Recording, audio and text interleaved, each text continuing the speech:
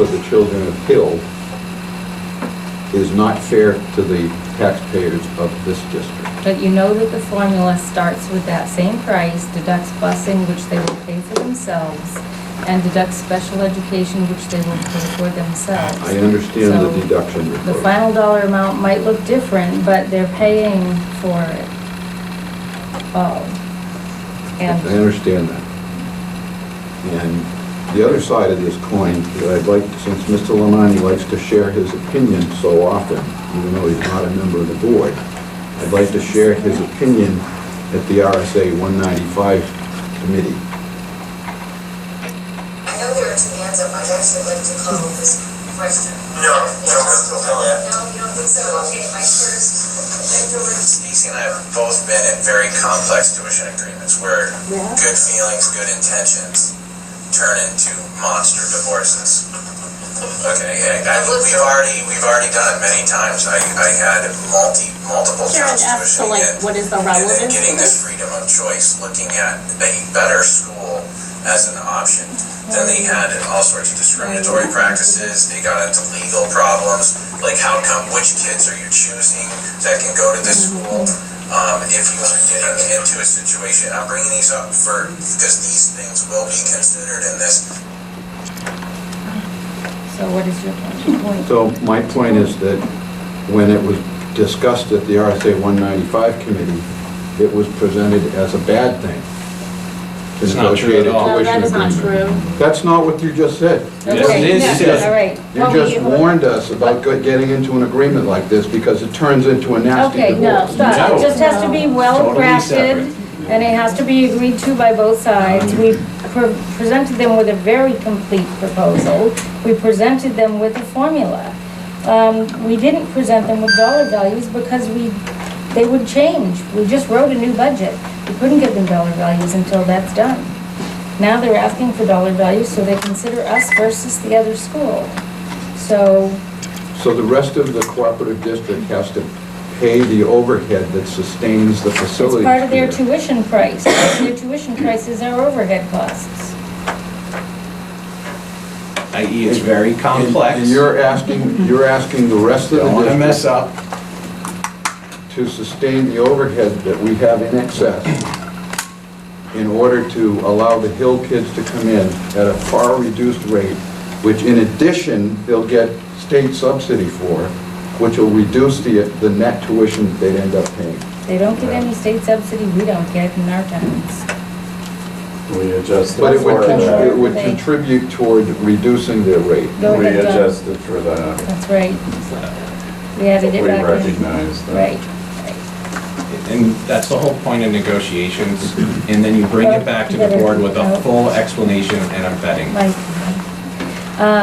So I would like the committee to meet with them, and I want to respond to this request.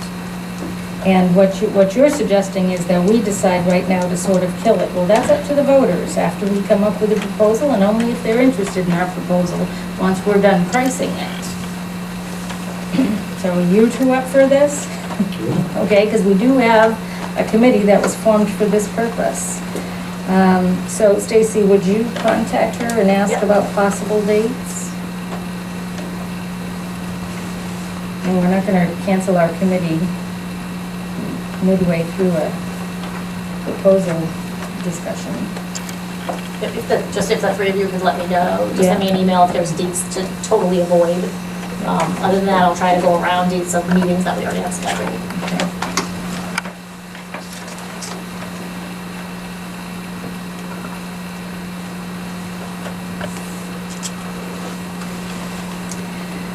Okay. The next item is a request from the facility, never mind. We already hit on that. So the next thing is the snowplow bids. And we had one. And do we actually have to vote on this? So I guess, did we skip over grants budget, food service budget, default budget? The whole beginning? I'm sorry. Because, you know why? Because I have some things marked tabled and other things not. So, yeah, we skipped some things. Okay. But that's because I didn't have them circled to cover. I had them all listed as table all possible. So we can Okay, move yeah. through them pretty Yeah, quickly. do the grants budget thing first. So if you actually look through, in the little packet that Mike gave you that has a tax cap calculation on the top, in color. If you go to the third page, this is exactly how we did it last year. This is your grants budget. Basically, what comes in goes out.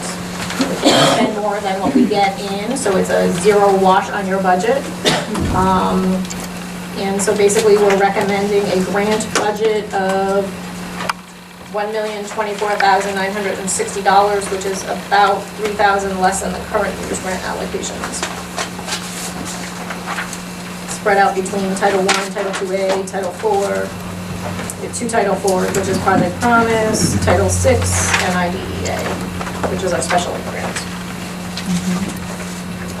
Do you want to move on and let us do 3 or 4 here and then make a decision? Yeah, so then if you just, the next page is the food service budget.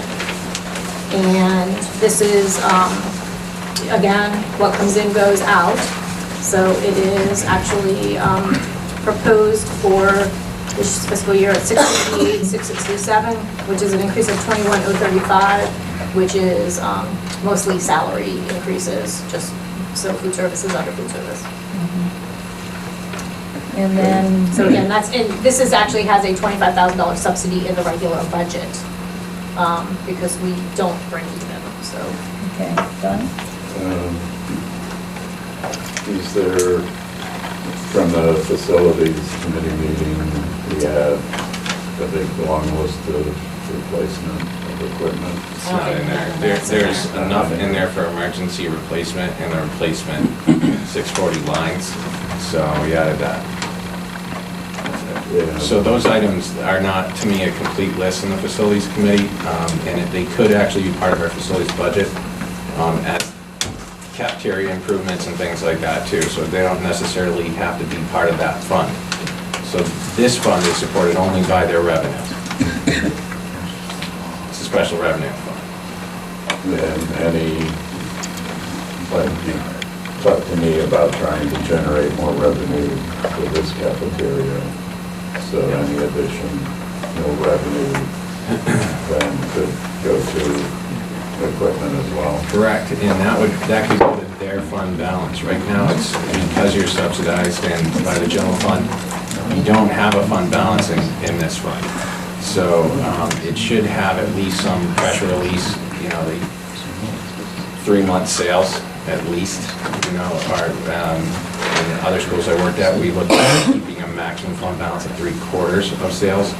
So again, another program that's running on, if we can bring up their revenues and exceed the revenues that would support this budget, we could start putting some away for that kind of.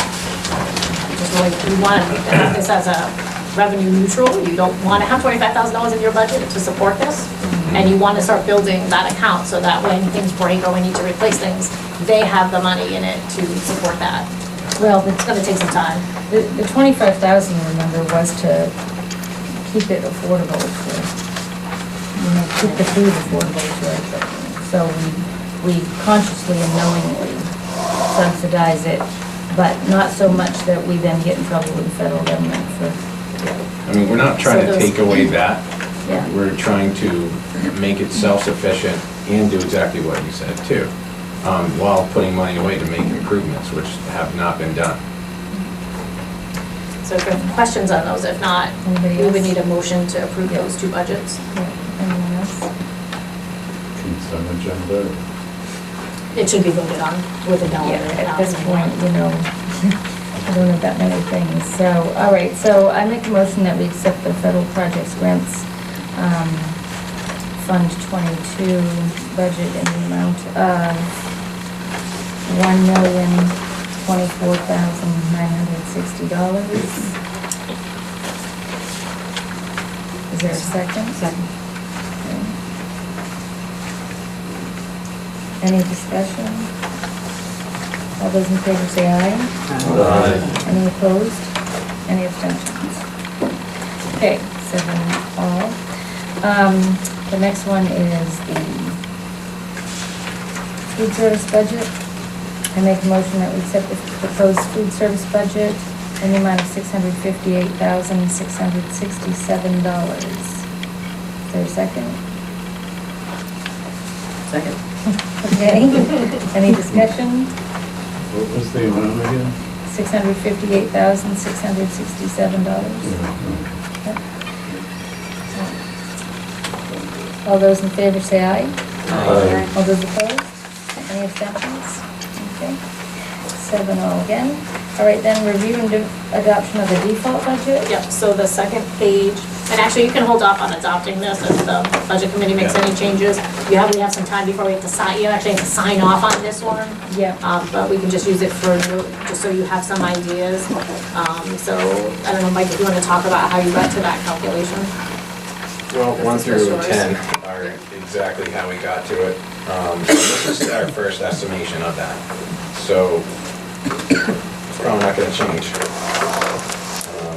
But areas that do, the grants are we just approved the grant side budgets, Fund 21 and 22. So those are locked in. We just approved our budget, and everything in this from that's you start off with your general fund adjusted budget, so that was the 2015 budget. Change in health insurance premiums reflected, that right now is at 8.5%. If through the course of getting to the budget committee's budget, we can get a better figure on that. I did ask them, because last year at 9.5%, that's a very difficult number, and if we're not gonna see that kind of increase, we're making some tough cuts. So I've asked them to work on that number for us and get us a second, I'm really asking for a second opinion on it. So- Those are guaranteed minimum rates. In the past, they've been, rate increases have been around 7%, so 8.5% is not off the wall, but last year was pretty dramatic. So if these numbers don't change, on the warrant article, people see a default amount of $22,139,000, is that right? Correct. Okay, and our budget being proposed is $20,134,000 But we would add in the grants and the default. to our budget. I mean, the grants and the food service, right, so you would add All those right, three so numbers hold on, together. because, yeah, so then I. I'll just do give you want to a brief number. If it was, you were using the tax cap exact amount, which is 3,000 less, that budget would be $22,127,000. Okay. You can see that in that second column. I just want to know how ours is going to compare to this one on the warrant. Yeah, it wasn't far off. So this budget would be $1,500,000 more than ours. So the default budget would be $1.5 million greater than the Yes. one we're proposing. Okay, just wanted to make sure. No, No? sorry. It's 337,000 over the capped budget. All right, wait a minute, I see what you're saying. we proposed $20,134,600. I just added to that Fund 21 and the Fund 22 amounts. Right? Which comes to 21,818. Okay. 4? 21,818, that's what Yeah. you got? Okay, so, 22. and then theirs is, the other one is 22,139, So it's a difference of 321,692. 21,000. Oh, there's your kindergarten, right? I mean, if somebody passed the default budget. But that has to be the I know, but I'm just saying. It's interesting, because usually the default is below instead of above. No, usually it's actually no. Really? Traditionally, default budget tends to be higher. Okay. All right. Okay, so thank you. Next. We don't have to do anything with that now. That's just informational with This that. actually doesn't form. Okay, you had on here, STS, you don't have that vote on and sign. you had on here review of warrant articles for 15, 16. but I think we should table that. We did table it? Yeah, and that was really, Okay, I'm starting to prepare them, so at the next meeting, I just need to know what warrant articles you want on the warrant, so Okay. that we can look at those. sorry. All right, budget timeline review, That's in your packet, informational. again, just informational, Yeah. we mapped it all out, so some things to look at. So like Ruby, you have to put in something for the town report, so those dates. yeah, Did a flyer that went out between deliberative, and between the budget committee, budget hearing and the deliberative session, so we put in a time frame for that, so this is some things, but just really to help us all stay focused on time frame. all right, so, DGH, okay. So now we are on to, snowplow bids. You have one. We have one, and it's in our packet. Came in. Should we It's in your say, packet. Because we went out to bid, I would normally put that, I presented it. There is one, and it's within our budget constraints, so technically we could go out to bid again. At this point, I would consider that a bad idea, and it's in the same ballpark that we expected. and this is somebody we have used and trust. And is Correct. recommended, and was recommended by our facilities manager. Yeah. Okay, so the same company that we're already using. And we had great results last year, some of the best we've had. Yeah. Don? What was this budget, or this proposal last year? I think it was 19,000 and change, like 19,500 or something like that. And I did talk to him to see if he could come down a little bit off that price. He said, given his gas and what he paid in expenses for this last contract, he couldn't, even if we looked into a 3-year deal. So I gave him a couple options to look at, and he said he just couldn't put the pricing of what his expense was. So it's roughly 1,000 more. Yeah, and I should say, the facilities manager did that. He did talk to him a little bit about it is, yeah. Okay. This is just if it doesn't snow, we don't pay for this, right? Or is this a flat? It's a flat. Flat. Okay, all right, just checking. It snowed, I believe, almost every year. Well, there are some years where And there's so some very years when little. it's It still could be snowing, like we in make out Rome, really and just well. completely Yeah. in it sometimes, but I don't know. It could never snow. I remember 2 years with like nothing, and then of course it got hit. Last year. The year All I right. built was 120 inches. What's that? The year I built was 120 inches. Yeah, there were 2 years with super dry. 79, 80, and 81. All right, so, I make a motion that we accept this bid from this, turnkey construction for snowplow. Is there a second? Second. Second by Sue. I know, that's good. I don't have to look into it, I know. Any discussion? All those in favor say aye. Aye. Any opposed? Any abstentions? Okay, we're set on that then. Excuse me. Okay, to the back page. Okay, Field trip request. right. That is in your book. The middle school, 6th grade, is looking to go to the Museum of Science in Boston, which is why it's here, it's out of state, on October 30th.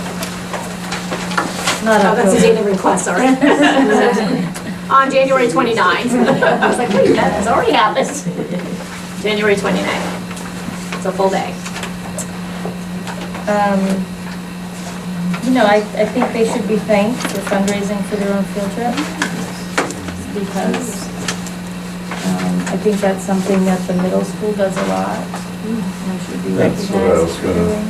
comment on, that a lot of these trips, there's no fundraising, and this one they've gone out. I think it's unique to the middle school. Appreciate that. All right, I move to approve this field trip request. Second by Christine. Any comments? All those in favor say aye. Aye. Any opposed? Any abstentions? Okay, we're good on that. The next item, request for additional paraeducator support at the middle school. Stacy, Ann? Oh, so this is actually the page before that, field trip if you can't find it in yellow. So Ann has requested, so we have 21 new students who enrolled at the middle school. 9 of those were identified as special education. I will tell you, it has been one of the hardest years this year in all of our schools. We have had some significantly high-profile, very behavioral students move in. We've been able to manage and cover, but when we cut all those paras last year, we really we have used every access we can. And so we currently, with some, if you remember, we shifted the secretary to part-time, which opened up a 3-hour para position. We haven't been unable to fill that as a part-time position. So Ann would like to request that become a full-time position. And because originally we were asking for 2 paras, but we were like, oh, we can make that a full-time and use that.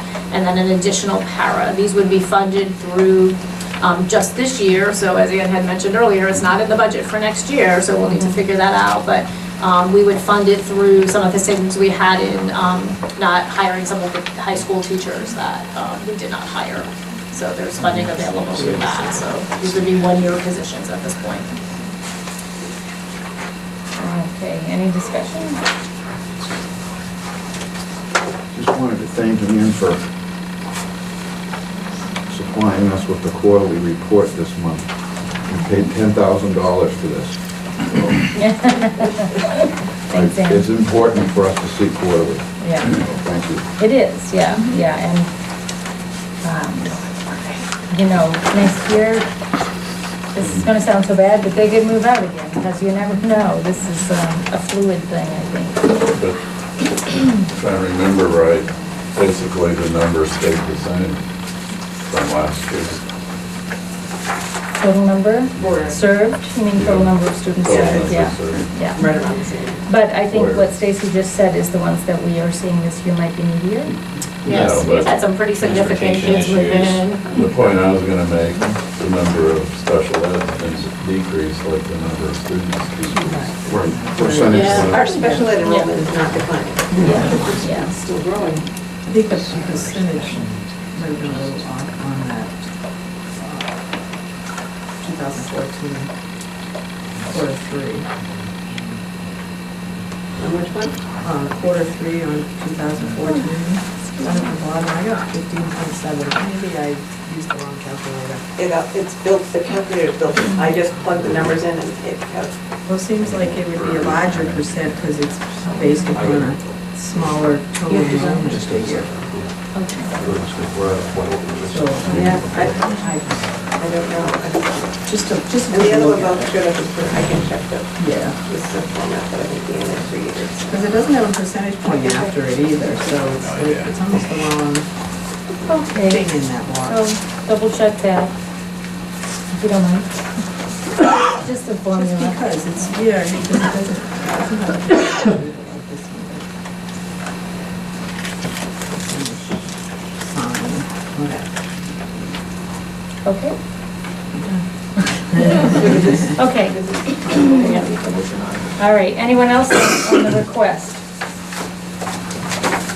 Okay, so do I have a motion to approve this request? So moved. And a second. A second. Second by Chris, motion by Sue, to add 1.5, sure, 1.5 paraprofessionals at the middle school. All those in favor say aye. Aye. Any opposed? Any abstentions? Okay, Ben is absent from the room, so that is 6 aye, Leah. Yep. Okay, next we have confirmation on new first grade hire, which we already gave you permission to do. Yeah, so this is just confirmation of my nomination, basically. We have hired Carolyn Pocket. She comes in at a bachelor step 1 for the first grade 1-year position in Danbury. And that salary is prorated based on how many days are left in the year. So I just need a motion to confirm that hire. Okay, I move to confirm that hire. Second. Second by Jeff. All those in favor say aye. Aye. Any opposed? Any abstentions? Okay, 6 Ben absent.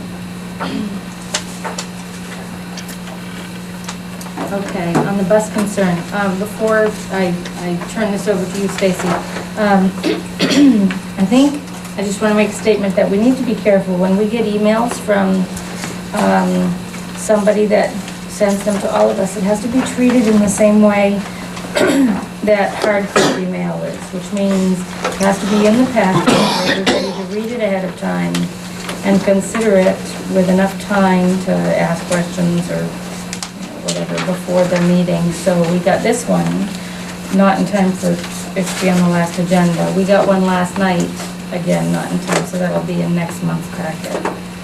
So these are copies that should have been part of the whole thing, and so I'm gonna keep one and there's extra on this line. So this was a concern on October 20th about surprise inspection of the buses. And Stacy, it's all you. Yep, so, the board and I received this email, and so obviously it was a concern of mine, so I called the bus company, had a lengthy conversation with Scott, requested the backup data for those inspections, received them, had follow-up conversations with Scott around the findings on them, what they were doing about that, what their process was, what their procedures changes were going to be. And so I was confident in where they were going, what they had put together, and in the results of that. I then met with Mr. Sellers and Mrs. Sellers, who who gave us this information over their concerns. I think we had a very good conversation. And I'm just going to continue to monitor the situation and keep open dialogue with the bus company. So Okay. At this point, I don't recommend we need to do anything further. I've had some good conversations with them. And our contract with the bus company is for how long? It expires at the end of this year. Okay. So some of the concerns we've had, like on the age of the buses and things like that, are not addressed in our contract. So there is nothing in our contract that says how old the buses can be. And so that is something we will negotiate in a new contract. It will be far more tightened on what our expectations are. The contract is very vague right now. It doesn't have any of that spelled out. And so it will have all of that spelled out so that we don't run into these concerns again. So, Thank you.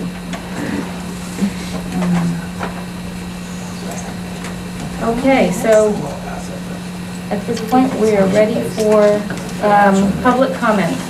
So is there any public comment on agenda items only? The issue associated with Terrence Murphy, the Yeah. reporter, is associated with the demographics and the kindergarten issue. I don't understand how you can have a full-time, right now, if he went to full-time tomorrow, I don't see there's much of an expense encased in what I've seen at the school in Bridgewater. I don't know how it flies. But what we've done is, as a board, the Board of Selectmen, or the Department of Education, head of the Data Bureau, getting some statistics on SAU4 as well as the state and how they fit and what the changes have been. Or we should have that back in about 2 weeks. But we went out and we actually went to Bridgewater and Hebron and got the statistics on how many people are coming in. One of the things we learned was at the peak of school age enrollment in the state of New Hampshire peaked in 2002, and it's been going down ever since. And so that 230 to 240,000 includes all schools, including public schools, and they've all seen a decline down to be a total of about 181,000 or so currently. The city of Salem closed an elementary school, which was really shocking, because they have lots of jobs around there, families that move into Salem and so on. Has been historically a growth. So we should have we should have, at least for the Board of Selectmen, to share with you guys, some of that data backing that. That's a very good source of data. So I don't see that all of a sudden what your concerns are for an increase, especially when the stuff I think I handed you earlier was all the U.S. Department of Census data and out of the EMLI data from the state of New Hampshire Labor and Statistics Bureau.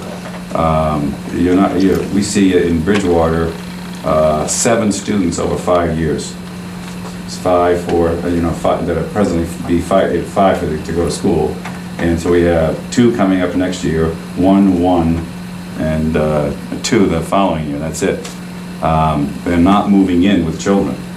The house construction stuff is fairly low, and when we have a new house, it's generally either an empty nest or people with older children that are out of the school system or in the upper grades, where we've gone from 150 down to 100. Hebron has 13, of which 4 of 6 have committed not to go to public schools no matter what.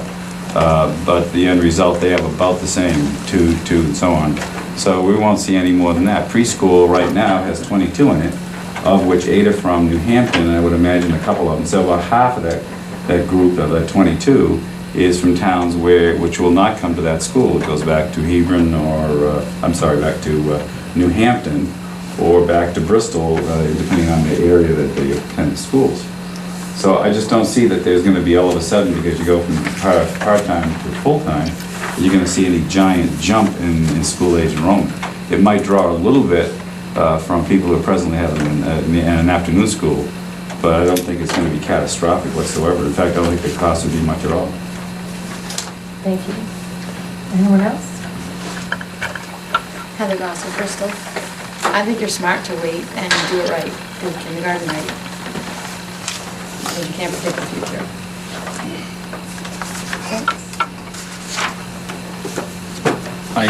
Anyone I'm else? John Sellers from Bristol. Since my name was mentioned in that letter, an email I sent out, which was sent out 10 days before the last meeting, which I guess according to your rules, has to be that, at least that many days before it gets on the agenda. My point is that the reason I brought that up was concern for the kids on the buses and also concern for the bus drivers as well. And, just our district as a district being treated correctly. And also when I mentioned that to the select board in Bristol, they asked if you were aware. So I said, no, I would make sure you're aware. So that's what I was doing. And I'm glad you guys are going through contracts now because I'm sure that all helped. All right. The other thing is, I'm kind of disappointed tonight. I didn't realize you guys are going to have another budget meeting all night, and we were going to be here for 4+ hours. And we had to sit here and not make a single comment or anything and just listen. And, so that actually disappointed me because I get kids at home and stuff, and I didn't think I was going to spend 4+ hours at another meeting listening to budget stuff all night.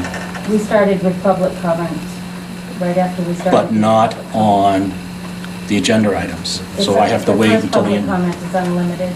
Well, that was not my understanding, okay? Last time I was told it was on non-agenda items, and now this time it's okay, it's on both.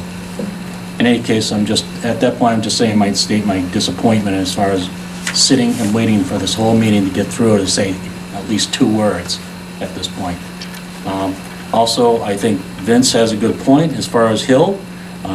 They pay their fair share, and I want you guys to make sure you're looking at that, because Bristol and other communities should not be carrying in another town or community. And as far as the daycare, the all-day kindergarten goes, of course, we're for it, we like it, good idea, but again, not give up on it, but maybe if not this year, next year, the year after. That's all we're saying. Just take your time and plan it out right and do it once.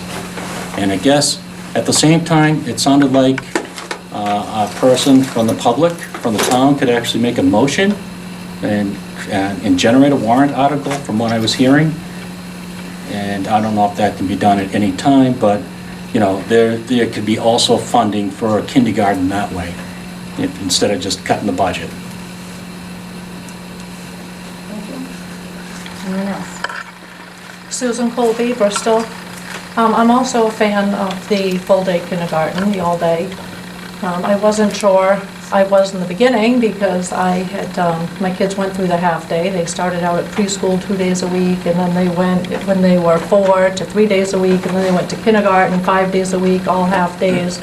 But I do definitely see that there are benefits, and I think that, that if we do have that potential, of giving our little sponges some little, some more instruction, then I think we should definitely take advantage of that. And I'm also hoping that when that comes about, I did hear that there's a possibility of needing extra classrooms for that. It would be my hope that that extra classroom is used for kindergarten instead of a sixth grade classroom, so we can leave that alone. And I think that the kindergarten all day would help bring people into our district, and that's what we keep hearing about is low enrollment. I think the full-day kindergarten would help. I think bringing in Hill would help. I appreciated hearing Mike's comments, because I think that helps us get the full picture. I appreciate the board looking in and making sure, that they have done the formula to see what Hill should be paying. Franklin closed an elementary school a couple of years ago, and I have a friend who was just moved out of the area, but was on the Franklin Fire Department, and he had posted that they're now over capacity. So now they're looking at either an addition or reopening the school that they had closed. So I'm hoping that this board wouldn't put us in that same position, that we could learn from a nearby district's mistakes. Thank you. Anyone else? Ken Braley, Alexandria. I guess I'm the minority here, and I support obviously the best education my children can get. Both of my two oldest girls went to half-day kindergarten at Bridgewater Hebron and really enjoyed it and are thriving at the top of their class now. One in the middle school and one still in the elementary school, and I have my youngest moving up to kindergarten next year. And for our family, I feel like half-day kindergarten worked, and I thought it worked well. For those of you, most of you guys on the board don't have a 5-year-old anymore, I'm assuming, so trying to keep a 5-year-old nailed down for a full day of kindergarten is a difficult task. I guess kind of one of the things I wanted to say in looking at this $500 or $250,000 to $500,000 increase is it's a little disappointing, I guess, when my middle school daughter comes home from school with copies of books, because we don't have enough books at the schools, or some of our books are 10 to 30 years old, and we're discussing more computers, which I understand we need, and we're discussing money spent elsewhere when our children still don't each have a book. So to me, that's something that's really, that I think the school board needs to look into. Discussion as to why each of our students are each having books that they have to share, or bringing home terrible photocopies that you can't read some of the stuff that you're going over. These are, I think, discussions that need to go on, not just your major budget talks, I guess some of the process that's happening because of where we're cutting our budget. We told the middle school to bring those requests to us, and we didn't cut any of them. Okay. Because we're tired of hearing that when Yeah. there was no reason for that to be the case. Okay. Because the board's never denied that. Okay. Yeah, so we were really frustrated that it wasn't showing up on our table, and so this year it did. Okay. So it better not be the case. If it is next year, bring it up again. Okay, thank you. Anyone else? I just have one last comment. I just wanted to say, I do appreciate what the board does. You guys do a lot of work. I've been at a few of them now, and it's like, I'm awestruck. I'm getting myself re-educated on what's going on here. So, I do thank you. I just noticed we missed the November 24th meeting, so that was the question, really, did you need to have one, or? Oh, well, let what me did you just make want? sure there's no more public I'm sorry. comment. Is there any other public comment? Fred Robinson from Danbury. I just have a question on a point of order. At the beginning of the meeting, the agenda was modified, but there was nothing said about doing all your voting before the public had a chance to comment on the agenda items. So those votes that you gave before the public had a chance to put in any input are in question. So just be aware of that. Thank you. Anyone else? Okay, Stacy. That was the if we need it, Yes, right? so it was, Okay, that was just, so we had it on the calendar as a tentative, just knowing that it was right before the holidays, if we needed it to schedule it. So I just need to confirm with the board whether we plan to have it or not have it. I can't be here. Okay. So, and that was in case we weren't done the budget. I Budget, right, believe, which you had where done, it's the yeah. Monday before Thanksgiving. Do any of you have something pressing and want to orchestrate this meeting? Okay, I did a question mark, if you could, yeah. So no meeting. Thank you. Yeah. Okay, approval of manifests. Yes, Jeff and I have both been in to sign August, he quite some time ago. So I moved to approve the manifest for the month of August. 2014. So you just moved to approve, right? That's what you said? Yes. For August? Okay, is there a second? Second. Any questions or comments? All those in favor say aye. Aye. All those opposed say nay. Any abstentions? Okay, 7-5. Announcements and recognitions, I think that we should table this as we have a non-public discussion to follow.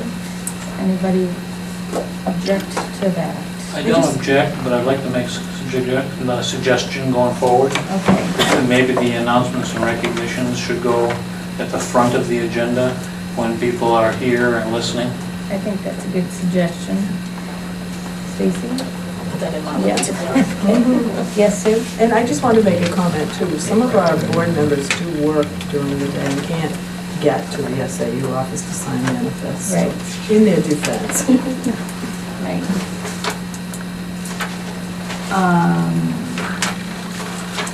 Okay, so at this time, is there a motion to go into non-public? So moved. All right. I second that.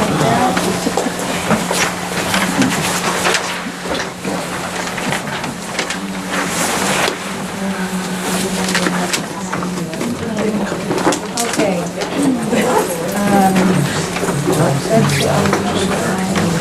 Oh, roll now, okay.